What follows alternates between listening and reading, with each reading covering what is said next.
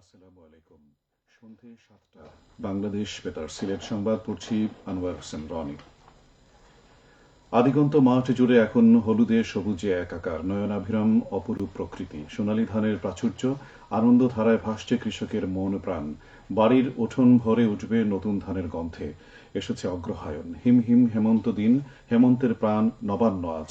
বাঙালি প্রধান অন্য আমন ধান কাটার মহেন্দ্রক্ষণ।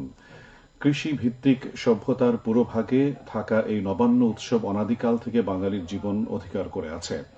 নতুন ধান থেকে পাওয়া চালে হয় নবান্ন উৎসব। হিন্দুর লোককথায় এদিনকে বলা হয়ে থাকে বার্ষিক মাঙ্গলিক দিন। নতুন আমন চালের ভাত, বিভিন্ন ব্যঞ্জনে অন্নাহার, পিঠে পুলির উৎসবের আনন্দে মুখর হয় জনপদ। সারা দেশের মতো সিলেটও হেমন্তের প্রথম দিনে নবান্ন উৎসবের আয়োজন করা হয়েছে। বিভিন্ন জায়গায় বসেছে গ্রামীণ মেলা। আন্তর্জাতিক সহনশীলতা দিবস আজ।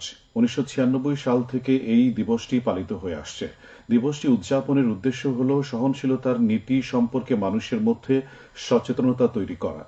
দিনটি পালিত হয়ে অন্যের সংস্কৃতি, ধর্ম এবং ঐতিহ্যকে সম্মান করার এবং সমাজে অসহিষ্ণু ও বৈষম্যের ঝুঁকি অনুধাবন করার জন্য। ১৯৯৫ সালের ১৬ই নভেম্বর ইউনেস্কোর সদস্য রাষ্ট্রগুলো সহনশীলতা নীতির ঘোষণাপত্রটি সর্বসম্মতিক্রমে গ্রহণ করে। এই ঘোষণায় মানুষকে সহনশীলতার মূল্যবোধ ও গুরুত্ব সম্পর্কে সজাগ করার জন্য এই বিষয়ে একটি আন্তর্জাতিক দিবস উদযাপনের আহ্বান জানানো হয়। সে অনুযায়ী জাতিসংঘের সাধারণ পরিষদ ১৯৯৬ সালে প্রস্তাব গ্রহণের মাধ্যমে ১৬ই নভেম্বরকে আন্তর্জাতিক সহনশীলতা দিবস হিসেবে ঘোষণা করে।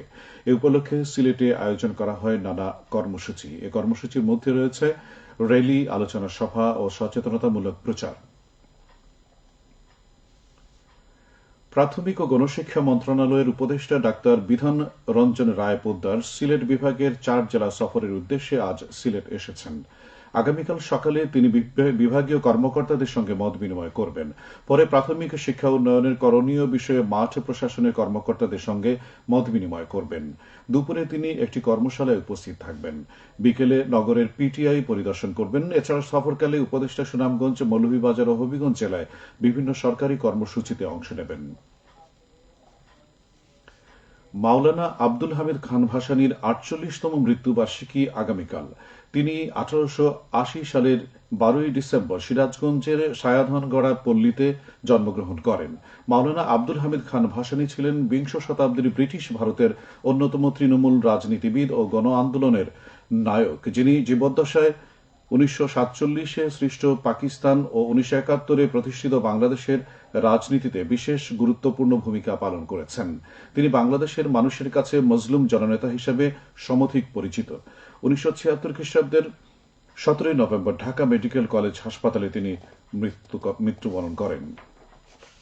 ভাষা আন্দোলনে বিশেষ অবদানের জন্য ২০০২ সালে তিনি মরণোত্তর ২১শে পদকে ভূষিত হন। মাওলানা ভাসানী ফাউন্ডেশনের উদ্যোগে তার মৃত্যুবার্ষিকী উপলক্ষে নানা কর্মসূচি নেওয়া হয়েছে।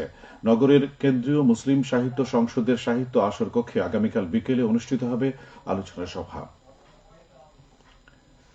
নিরাপদ অভিবাসন বিষয়ক প্রচার ও দক্ষতা উন্নয়ন শীর্ষক সেমিনার অনুষ্ঠিত হয়েছে আজ মৌলভীবাজারে।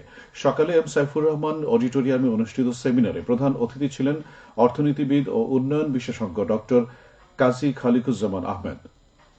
এতে বিদেশ যাত্রী, বিদেশ ফেরত ও বিদেশ যাত্রায় উৎসাহী নারী, পুরুষ সহ নানা শ্রেণী ও পেশার লোক অংশ নেন। জেলা কর্মসংস্থান ও জনশক্তি অধিদপ্তর, জেলা প্রবাস ফেরত ক্ষতিপূরণ আদায় পরিষদ ও জেলা প্রবাসী কল্যাণ সমিতি যৌথভাবে এর আয়োজন করে। সিলেটে গত এক সপ্তাহে সীমান্তের বিভিন্ন এলাকায় অভিযান চালিয়ে প্রায় ৩.৫ কোটি টাকার ভারতীয় চোরাই পণ্য জব্দ করেছে বিজিবি। এসব অভিযান চালায় বিজিবি ৪৮ ও ১৯ ব্যাটালিয়ন। বিজিবি জানায় ২ দিনে সিলেট ও সুনামগঞ্জ সীমান্তবর্তী এলাকায় সিলেট ব্যাটালিয়ন ৪৮ বিজিবির পৃথক অভিযানে ভারতীয় পণ্য ও পাথর উত্তোলনকারী নৌকা সহ ২,৩৭,০০,০০০ টাকার মালামাল জব্দ করেছে। মৌলভীবাজার সদর উপজেলার বিরাইমাবাদ সরকারি প্রাথমিক বিদ্যালয়ের একাডেমিক ভবন নির্মাণ কাজ শেষ হয়েছে। এতে ব্যয় হয়েছে প্রায় ১,২০,০০,০০০ টাকা। ভবনটি নির্মিত হয় শিক্ষার্থীদের পাঠদান সহ অন্যান্য সুযোগ সুবিধা বৃদ্ধি পেয়েছে। এলজিডি তা বাস্তবায়ন করেছে। এখন শুনুন কৃষি সংবাদ। বন্যায় ক্ষতিগ্রস্ত ক্ষুদ্র ও প্রান্তিক কৃষকদের মধ্যে বিনামূল্যে শীতকালীন সবজি সহ অন্যান্য ফসলের বীজ ও নগদ অর্থ প্রদান করা হয়েছে আজ মৌলভীবাজারের রাজনগর উপজেলা পরিষদে।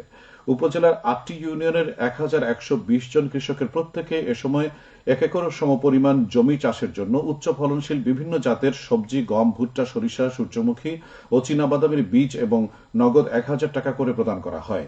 কৃষি সম্প্রসারণ অধিদপ্তর এই উদ্যোগ নেয়। সবশেষে আবহাওয়া। রাত ১টা পর্যন্ত পূর্বাভাসে বলা হয়েছে সিলেট সহ পার্শ্ববর্তী এলাকার জন্য আজ কোনো সতর্কবাণী নেই এবং কোনো সংকেত দেখাতে হবে না। আজ সিলেটে সর্বোচ্চ তাপমাত্রা ছিল ৩১.৩ ডিগ্রি সেলসিয়াস এবং সর্বনিম্ন ২০.৮ ডিগ্রি সেলসিয়াস। বাতাসে আর্দ্রতা ছিল সকালে ৭৪ এবং সন্ধ্যায় ৭৮%। আগামীকাল সিলেটে সূর্যোদয় হবে ৬টা ১১ এবং সূর্য অস্ত যাবে ৫টা ৪। সংবাদ শেষ হল। পরবর্তী স্থানীয় সংবাদ প্রচারিত হবে আগামীকাল সকাল ৮টা ১০। আল্লাহ হাফেজ।